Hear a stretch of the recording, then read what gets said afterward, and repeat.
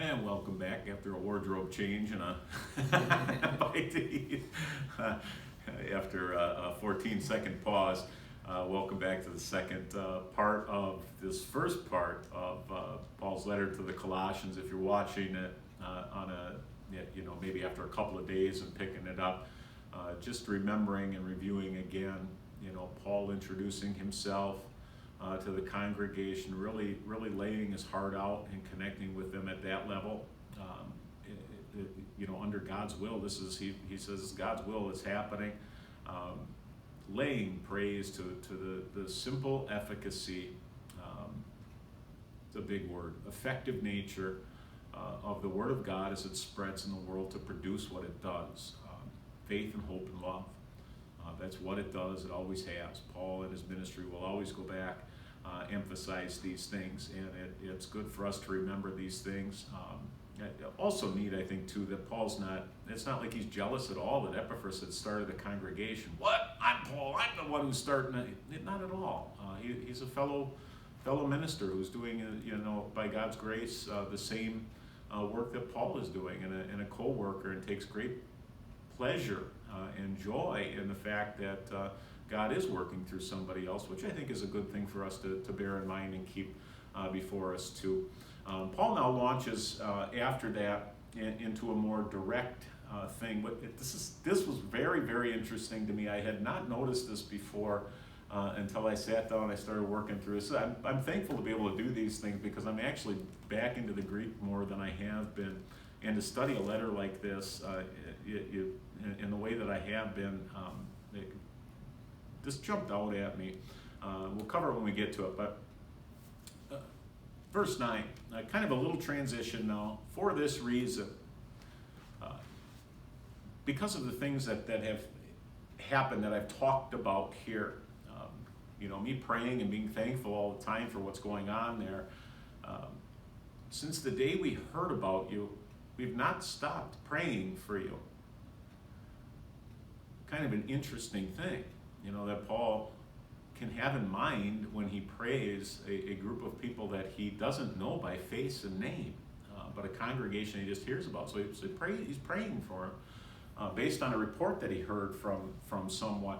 Well, what's he praying about? Well, for one, he's thankful, he says, but moving on, we continually ask God to fill you with the knowledge of his will through all the wisdom and understanding that the Spirit gives.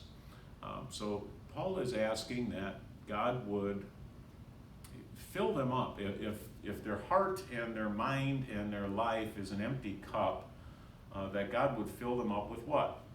With knowledge, which is just the basic, understanding, wisdom, the ability to act in life on the knowledge that I have, and then a deeper understanding that is a spiritual understanding of these things, which, again, he has in mind what? This false teaching that there's a higher knowledge, there's a super knowledge, there's all this. Well, what is Paul praying for?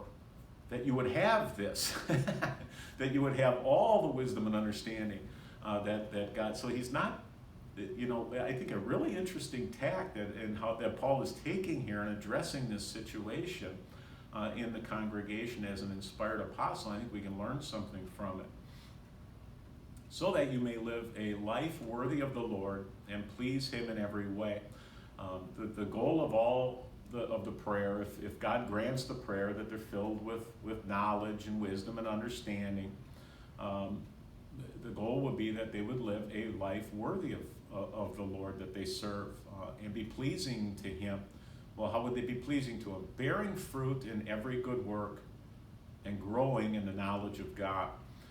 Those two words, bearing fruit and growing, are the same words that Paul used in verse 6 when he says, all over the world this gospel's bearing fruit and growing just as it has been doing among you since the day you heard it and understood God's grace and all its truth. So Paul, after he gets done saying that in essence what is going on in your congregation, I'm thankful for, what the gospel has done all over the world throughout my ministry, And in fact, when you first heard it, I heard that it was already working in you. And so now we're praying that God would fill you up with knowledge and wisdom and understanding, so that you may live a life worthy of the Lord. What does that life look like? Bearing fruit and growing. The very things that Paul says are already happening in you. And he's starting to chisel away at this idea that what they are, they should be discontent with and seek something more. Because just seeking something different doesn't mean something more in a better sense. And that's really the way that Paul is doing this. I just found that fascinating that Paul would use those exact words really in a very, very similar way in those two verses, talking about his prayers for them. Being strengthened with all power according to his glorious might. So being strengthened with the knowledge and growing and this life, so that the result being that you might have endurance and patience. This idea of, well, I can sit here a long time and wait.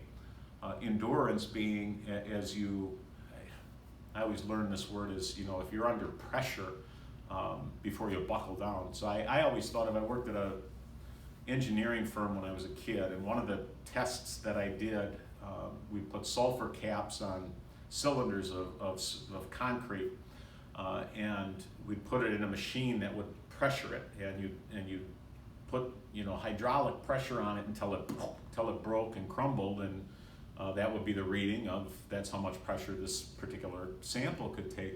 That's always my picture of this term, that we grow in this, that we take more before we buckle, because the world is a pressure cooker for a Christian especially. So what is Paul praying for? Endurance and patience, which had me thinking, what in the world do you need endurance and patience for, which I think also has the idea of the hope that we have. We're waiting for something here, and so we wait. What did Paul say in Romans? We wait patiently. So he wants patience and endurance so that, heaven is ours. Giving joyful thanks to the Father who has qualified you to share in the inheritance of his holy people in the kingdom of light. Interesting little thing there. The one thing I want to hit on, giving thanks to the Father who has qualified you. Your qualifications are not your own. The credentials you have for being a member of the church, in getting into heaven and getting your share of the lot that God has given for his saints in heaven, that doesn't come from you. God is the one who gave you the credentials that you might belong to the kingdom and get what he says is going to be yours.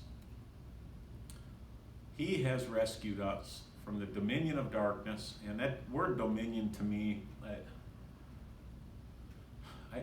I couldn't think of a better word, I guess, but the word is like an authority, the authority of darkness, and I couldn't help but think of, just in context here, he's rescued you from the dominion of darkness, brought you into the kingdom of the Son he loves, in whom we have redemption, the forgiveness of sins. The idea of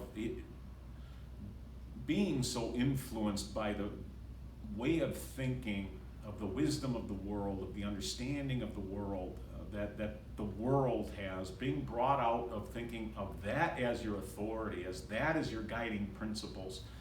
He's brought you into the kingdom of the Son he loves. And the kingdom then emphasizes what? The king whom you're under. And that is Christ, the beloved Son of God. And it's so different than the worldly wisdom, because what is it based on? Being bought back from this dark world through the forgiveness of sins found in the blood of Christ. So Paul kind of extends here from that opening section. It's really just talking about his prayer life. For one, he's thankful for hearing what was going on. For two, I'm praying for you for what? Really the same things that I hear are going on. And he's starting to now, he'll, next time we'll get into the nuts and bolts of dealing with it more head on. But that's the opening 14 verses I might say, I go through this, it gets choppy. In the last 5 days, let's say, I've probably read this letter 4 to 5 times. In fact, I read it back to back. One day I read it through as fast as I could, and then I read it through more thinking about it back to back. And it really is valuable to do that. And this is where I say I think it's valuable to sit down and study a letter. Take a month and just study a letter. And it doesn't mean you have to every day just grind on a little section of it. Read it every day. It's a short letter. I think it takes me about 10 to 12 minutes to read the entirety of it. But as you read it, you start to anticipate, you start catching things that are thoughts here and there, and they're tied together. So going through this, what I'm doing now, it's nice, but I'd encourage you to read through the entire letter, read through this section once or twice, and then sit down and go through this. Might help a little bit more. But through this first section, I think there's a couple of things. What is Paul doing? Really opening by uniting all the saints in faith and truth.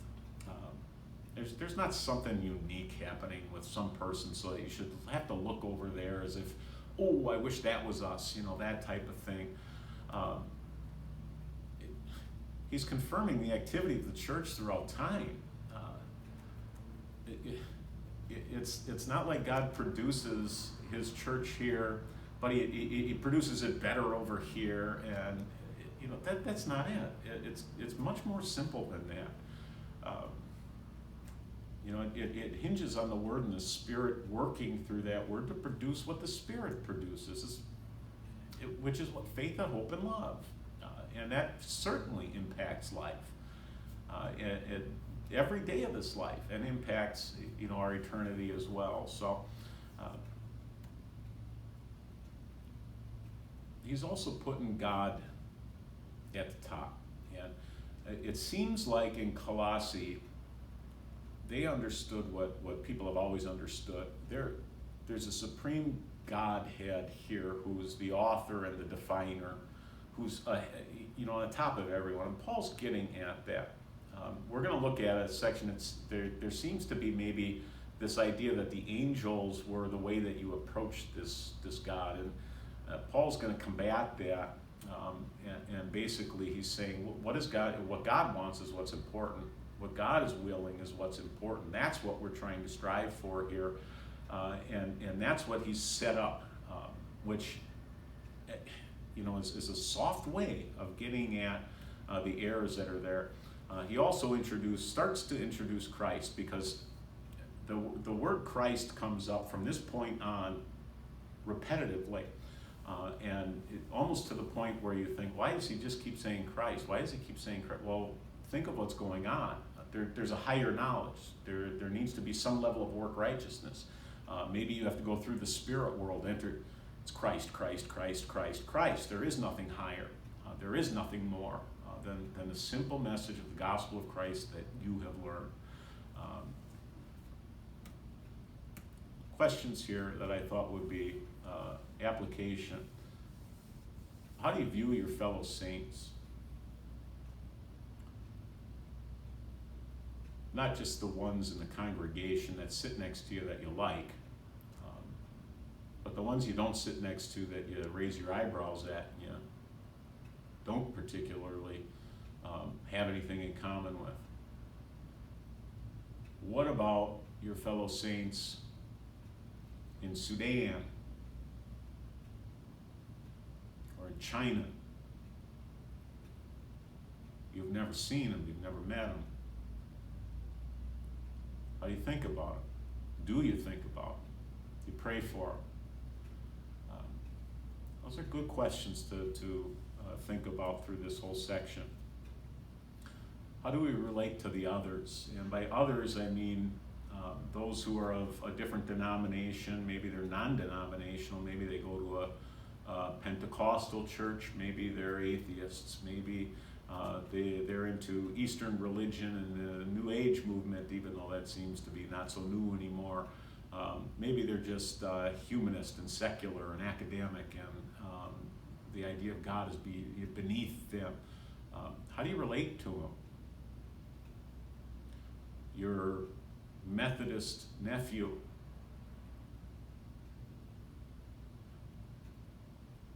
How do you talk to him? Do you talk to him? These are good questions.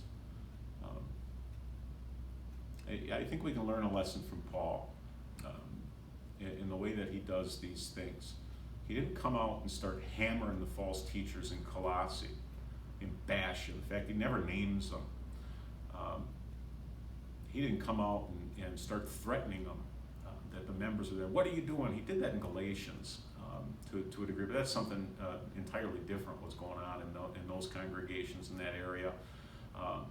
He very gently introduces himself and very positively talks about the gospel and the church and all these things. And I can't help but think that maybe we can learn something from him. I'm not saying that we become ecumenical and everybody's the same. I think we ought to be even more confessional maybe than we have been in the last 10, 15 years in my ministry. But maybe we can learn some tact in doing that from the way that Paul handles these situations in his letters. How content are we with just the simple things of faith? Do we get bored with them? Do we think that they're not exciting anymore?